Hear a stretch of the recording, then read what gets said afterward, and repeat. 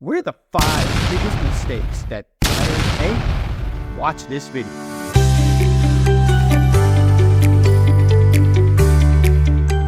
Buying a home is probably the best decision that you'll make in your entire life.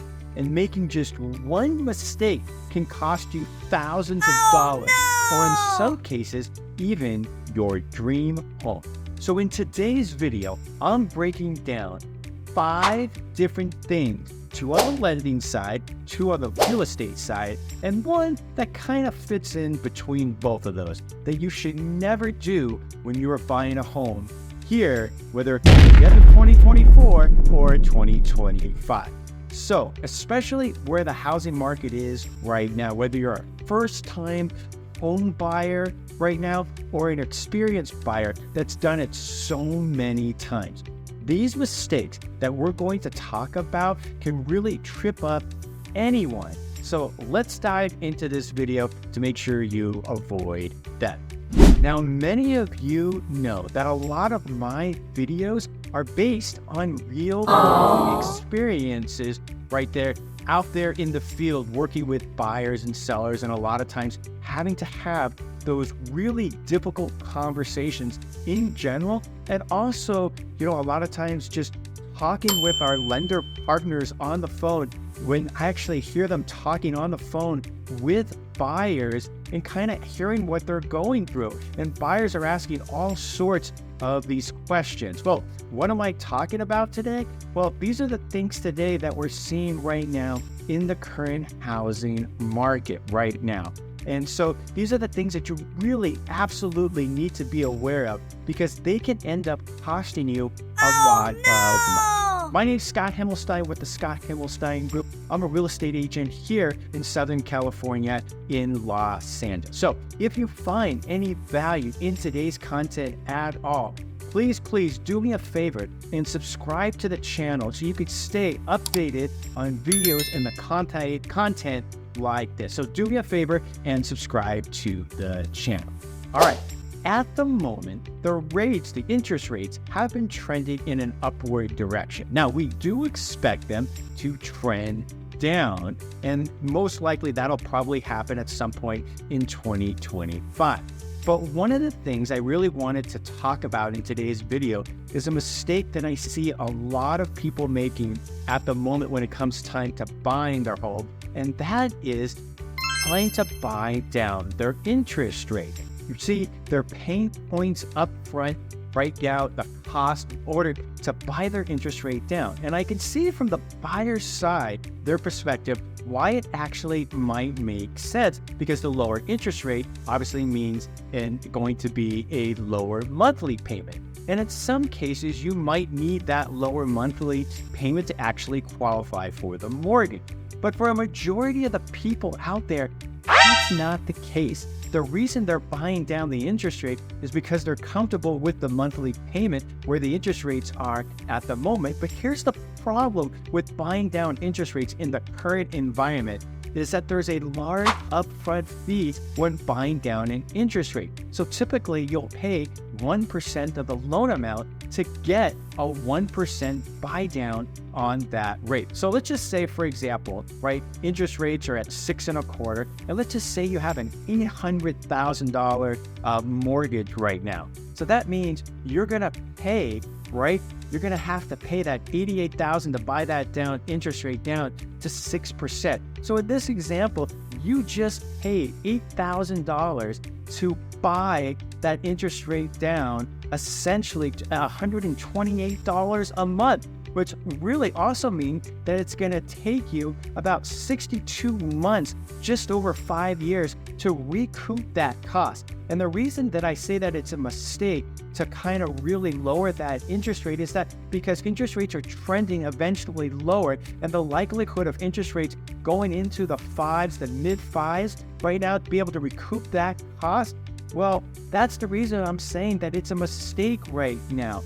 And so, especially if the interest rates end up in the high 4% range over the next couple of years, and right now you're going to see, because of where the economy is going, that the Fed is most likely going to start lowering that Fed funds rate, which in turn is going to improve the spread between the 10-year and the 30-year fixed. And as that happens and the 10-year moves, lower interest rates are going to improve. So the last thing you want to do as a buyer right now in this environment is throw a bunch of money sunk into a loan where you could actually take advantage of that same interest rate moving forward, and maybe in a couple months, or in some cases, maybe even a couple of years.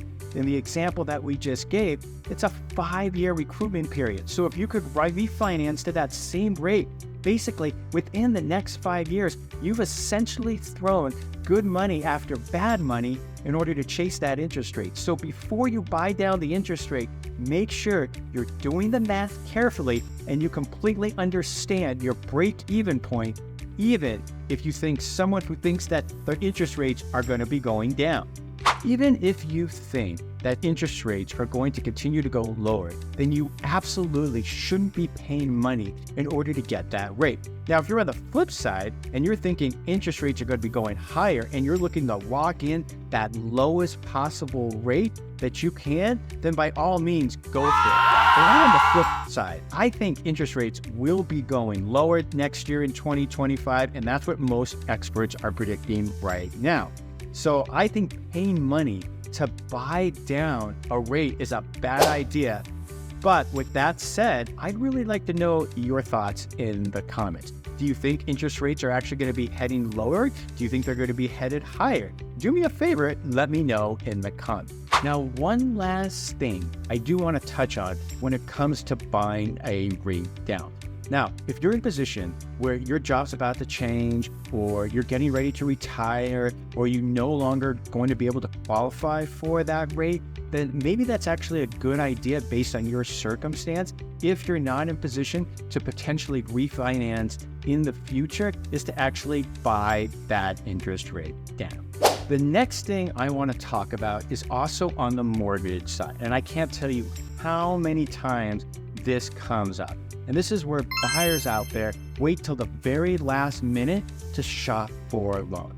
I can't tell you how many times we have heard one of our lender partners out there on the phone talking to a buyer because the buyer at the last minute is trying to get a quote for their interest rate and asking, hey, is this a good interest rate? Because one of the things that we like to do with our client is we actually like to review a loan estimate to tell you whether or not you're getting a good deal based on the current market.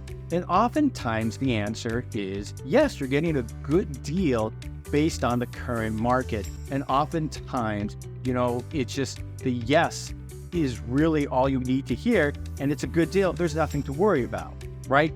And so that's really important. Whereas other times we can save 1/4 or 3/8% on that mortgage. So, that way we want to make sure that you're getting the best interest rate.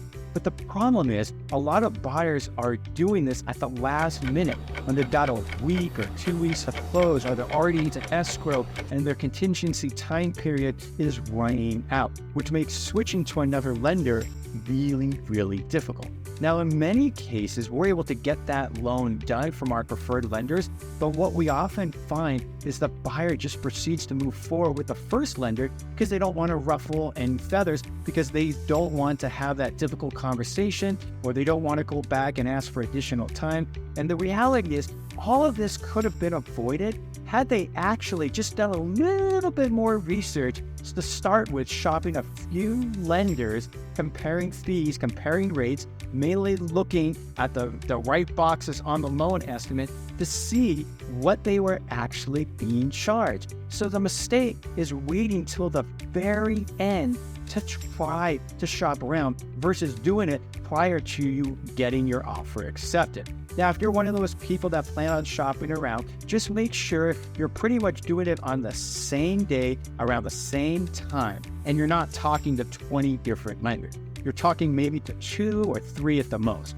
The more lenders you talk to, what we have found, usually the buyers end up getting more and more confused. You are going to get. So usually, if you're going to talk to a bank or a mortgage broker, whether maybe it's a credit union. So make sure you're comparing apples to apples, because a lot of times what will happen is someone will talk to a lender at the beginning of the week on Monday, and maybe rates have either increased or decreased by a half a point 3 or 4 days later. So you have to be able to compare apples to apples. All right. So that's really, really important. Next is about how your buyer's agent is actually compensated out there, right? So there's a big difference. We've talked about it before in previous videos, right? We've done a lot of videos about this subject. And, there's a lot of confusion we find still in the industry about the buyer agent compensation and how your buyer's agent is actually getting paid down, right? So I just want to spend a little bit of time here and actually talk about the mistakes around buyer agent compensation, just to understand for you as the buyer that it's negotiable. So if you're asking the seller to pay your buyer's agent compensation, and by the way, we're not encountering a lot of problems on that, when you're writing that into your offer, and then the agent comes back and says, let's just say, for example, no, they're not paying anything, or they counter, then that doesn't mean you can't counter offer and ask for it again. It doesn't mean that you can't ask for part of it, and then you can decide to have that conversation again with your agent. So let's say, for example, you're making an offer of $500,000. Yes, I know $500,000. Pretty much can't find anything for $500,000 here in Southern California, unless you go to certain parts of LA County, right? So this is just for mathematical purposes. And let's just say you've agreed to pay your buyer's agent $15,000 in the original offer that you just wrote at $500,000. And you asked the seller to pay your agent's compensation, and they said no. Well, that doesn't mean you can't go back again and ask them to pay it again, or in some cases, raise your offer to $515,000, right? Or maybe they're able to pay part of that concession. So don't just give up because they say no, especially if they don't have any other offers on the table, right? So just keep that in mind. Nice. You don't have to walk away from the house, right? So I think that's something that you really need to be able to keep in mind. Don't part ways with the house just because they say no initially. In fact, you should, and I'm probably going to get a lot of hate out there from other real estate agents, but you should probably go back and renegotiate the amount you originally negotiated with your buyer's agent, right? And talk to them and say, hey, I don't want to lose the house. And I will say that most agents probably won't make their agent or won't make their buyers have to put out money out of their pocket, right? So again, that's something that you should have a conversation with your buyer's agent right there in case that actually comes up.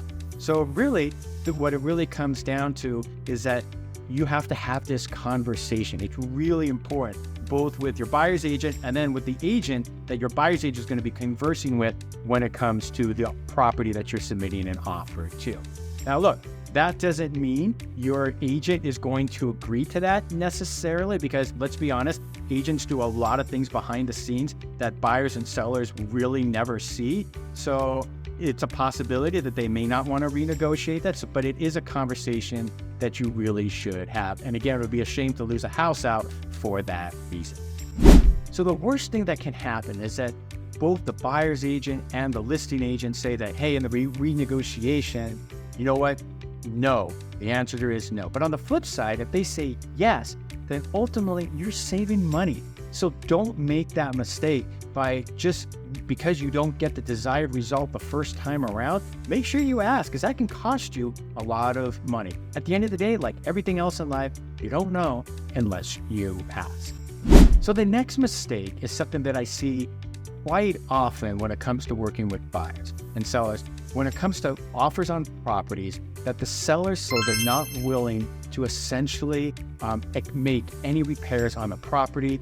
It's only basically sold as is. So understand, when you buy a property, you're buying it in the present condition now. When a seller does a counter offer, right? Sometimes they want to make it transparent, that they make it very clear that they're not willing to do any repairs. They're not willing to do anything to that property. So they reply back in the counteroffer that the property is being sold as is. And a lot of times that scares buyers away because home buyers say, well, you know what? If something comes up in the home inspection and I want it fixed, this seller's telling me as long as we really put our due diligence forward and they know that there's things that need to be addressed, they're not going to fix any of that. So I'm not willing to move forward on that deal.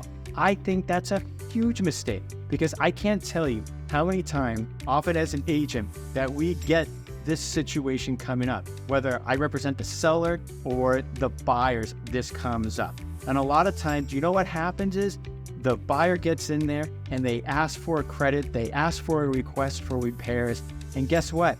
The seller, right? And sometimes they won't negotiate. They're going to still say, hey, you know what? We're not doing anything.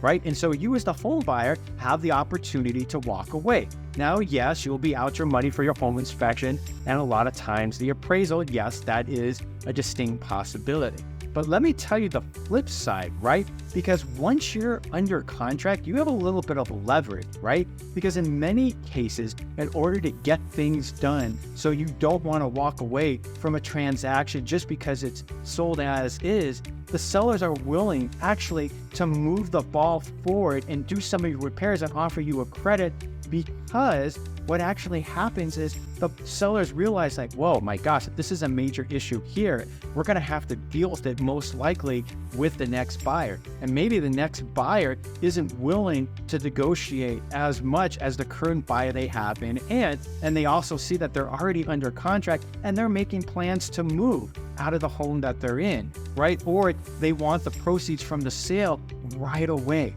So knowing that, then a lot of times the sellers end up negotiating with the buyers to try to find a solution to the problem. So don't walk away from the house just because the seller says the property sold as is. Now, the last thing I want to address in today's video is something that kind of falls both on the lending side and the real estate side. And it's really a problem for, I think, a lot of people when it comes to buying a home. This is what they go, right? And so it really comes down to something that we hear a lot of is like, well, I'm going to wait for a better time to buy a home. And understanding the timing of the market and waiting for that perfect moment might cause you to miss out on opportunity, right? So understand the housing market is constantly changing, right? It's shifting every day. That's because you have interest rates, home prices, inventory. They're always moving. These are moving parts, right? They're always in flux. And so by waiting, that might mean higher prices. It might mean a higher mortgage rate. And it could even mean more competition, right? So I remember I had clients in 2019 that sold their property because they thought the market had peaked at that time. And we tried to talk to them about why the market probably hadn't peaked at that time and so forth and so forth.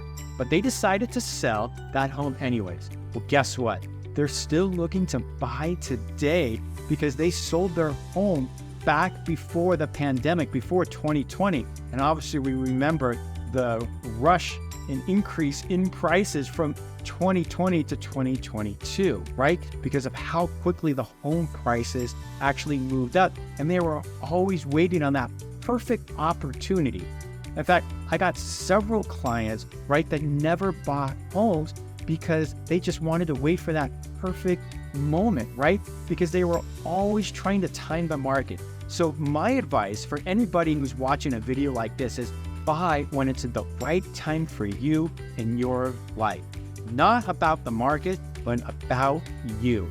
Make sure you understand what the market conditions are and you're comfortable with the monthly payment. That's what's most important, right? So understand that if something changes in the market, that you can continue to make that payment regardless of what happens. Make sure you have the money in the bank in case something goes wrong with the house, you lose your job, you got an emergency fund on the side. These are all things that are really important. Don't be buying for the next 1-2 years. You should be buying really for the next 7 to 10 years. So that way you'll be able to move into the house that you really want to be in. And that way, if you need to upgrade to a property, let's just say that's bigger because you have a larger family somewhere down the road, you can do that. hopefully that makes sense. These are the 5 mistakes that we see home buyers making right now in today's market.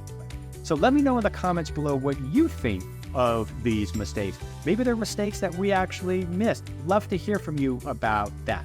So again, reach out to us again if you have any real estate questions. As always, I'm Scott Himmelstein with the Scott Himmelstein Group. Hope you enjoyed this video, and we look forward to seeing you on the next one.